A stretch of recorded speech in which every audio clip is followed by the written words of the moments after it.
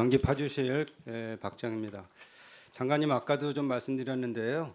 네. 계속 논란이 되는 것이 서로 간에 뭐 다 한 사람의 잘못이라고 생각은 안 합니다. 그런데 제가 부탁드리는 것은 환경노동위원으로서 우리 장관님께서 일단 고용노동부 장관으로서의 역할을 잘해 주시길 부탁드린다 이런 말씀드립니다. 네, 물론 한편 정치인이기 때문에 주변에서 물어보는 정치 현안이나 이런 것들을 답을 안 하실 수가 없고 그런 논란이 쌓이긴 하지만 그래도 국민이 보기에 또 저희 국민을 대신하는 국회의원들 보기에는 이 위원회에 대한 맡은 바 직무를 더 열심히 해주시는 것이 나중에 지지율 상승에도 도움이 될 거라 이렇게 말씀을 드립니다.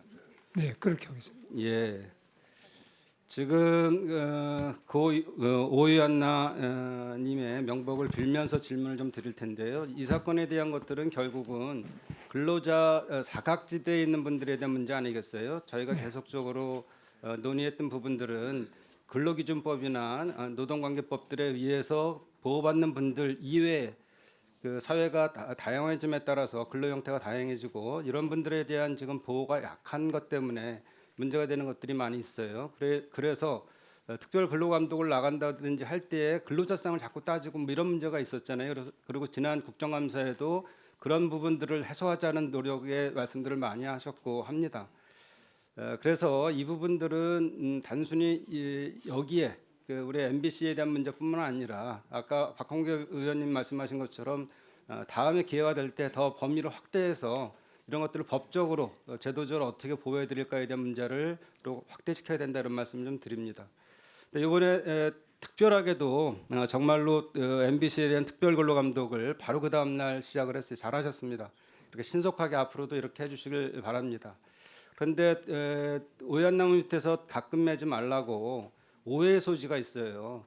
기존에 다른 이제 특별 근로 감독 범위를 확대할 것도 없이 이 방송사, 언론사 대상으로 한 것들을 보면 2000년에 청주방송 고 이재학 PD에 대한 사건에 대해서 유족하고 노조하고 계속적으로 특별 근로 감독을 해달라고 2월에 요청했는데 10월에 돼서야만 근로 감독을 착수합니다.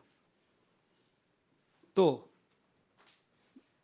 21년에는 지상파 3사에 대해서 특별 근로 감독을 요청했는데 21년 3월 19일에 중노위가 방송작가의 노동자성을 인정하는 판정을 했고 한 달이 조금 지난 4월 15일 날 언론노조 방송작가지부가 특별 근로 감독을 청원했더니 그 이후에 한 10일이 지난 27일 날 시작을 해요.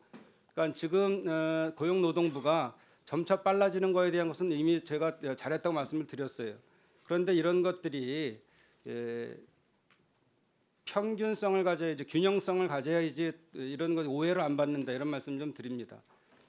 특히나 이런 문제에 대해서의 평소에 질을 많이 하고 이런 문제에 대해서 더 노출시키면서 이런 것들 고쳐나가고자 했던 데가 어딘가를 또 생각해 보면 이번에 대해서 잘못하면 언론 탄압으로 갈 수도 있다. 그래서 장관님께서는 특별 근로감독 잘하셨다는 말씀 드리는 거에 비춰서 사실에 기반해서 정확하게 해주시면 된다. MBC가 지금 자료 요청하면 잘 대응하고 있나요? 예, 뭐 지금 잘 하고 있는 것으로 저는 듣고 있습니다. 예, 그러니까 철저하게 중립적으로 해주시길 부탁드리겠습니다. 괜히 오해 안 사시게. 환경부 장관님께 여쭙겠습니다. 가습기 살균제 피해에 대해서 정부가 전향적으로 바뀐 거에 대해서 피해 구제를 더 적극적으로 중재도 하고 또 예산도 마련해서 하겠다는 거 참 잘했습니다. 근데 이게 저희가 2023년 9월에 청문회를 했어요. 이 문제에 대해서. 그때 조정도 시도해보고 여러 가지 했는데 각각의 입장들이 달라서 조정이 잘 안 됐고 특히나 정부에 대한 이 피해 구제에 대한 예산이나 이런 것들을 감당을 할 건지 또 그때 당시에는 SK케미칼이 책임에 대한 것들이 소송 중에 있었기 때문에 정확한 답을 못했어요. 그래서 그 피해 규모에 대한 것들에 대한 구제금, 기금 마련하는 것들이 불투명하니까 정부 입장도 애매할 수밖에 없었고 특히나 2024년이죠. 6월에 가습기 규제에 대해서 정부에 대한 국가 배상 책임 이게 판결된 이후로 그리고 이제 정부 적극적으로 바뀌었단 말이죠. 근데 사실은 저희가 좀 아쉬운 건 우리 저 위원들 입장에서는 아니 이렇게 판결 꼭 나와야지만 국가가 움직일 건가? 거기 피해받은 사람들은 국민이 아닌가요? 정말 어려운 사람들인데 그 사람들을 위해서 선제적으로 예산 만들 수 있잖아요. 근데 왜 미온적이었나 이런 거에 대해서 질타합니다. 그래서 지금 방안을 쭉 발표를 하셨는데 조정을 우선적으로 하고 그다음에 피해 구제에 대해서도 계속적으로 하겠다. 아마도 어린이 피해자들에 대해서는 평생을 가는 거기 때문에 조정이 쉽지 않아서 피해 구제로 간다고 했는데 그렇게 해서 일차적으로 제가 우려하는 것은 조정이 끝났다. 또 피해 구제로 해서 정기적으로 지급을 하겠다. 이런 것들을 하다가도 또 조정을 원하는 분들이 계시면 그 조정을 다시 들어갈 의사는 있는 건가요? 네, 지금 그게 선후 관계가 있는 게 아니고요. 그 피해자 가족분들께서 처한 여건에 따라서 본인들이 원하시는 방식을 병행해서 가는 겁니다.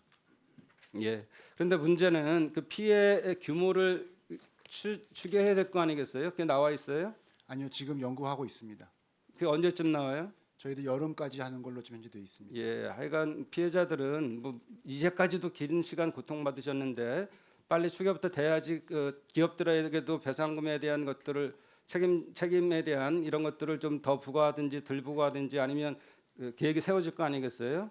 그래서 좀 서둘러 주시고 서두른다 그래서 다 완벽한 건 아니지만 하여간 정확한 추계와 대신 서둘러서 빨리 시작하셔라 이런 좀 당부의 말씀을 드리고 그 용역 결과가 나면 빨리 우리 의원들에게도 공유해 주시기 부탁드리겠습니다. 네, 속도감 있게 최대한 하면서 혹시라도 여러 가지 이해관계 조정에 시간이 걸리면 그때마다 의원님들께 보고 드리고 일정을 상의 드리도록 하겠습니다. 네, 환경부 정부의 책임을 더 절실히 느끼고 대처해 주시기 부탁드리겠습니다. 그렇게 하겠습니다. 네, 이상입니다. 네, 박정 의원님 수고하셨습니다.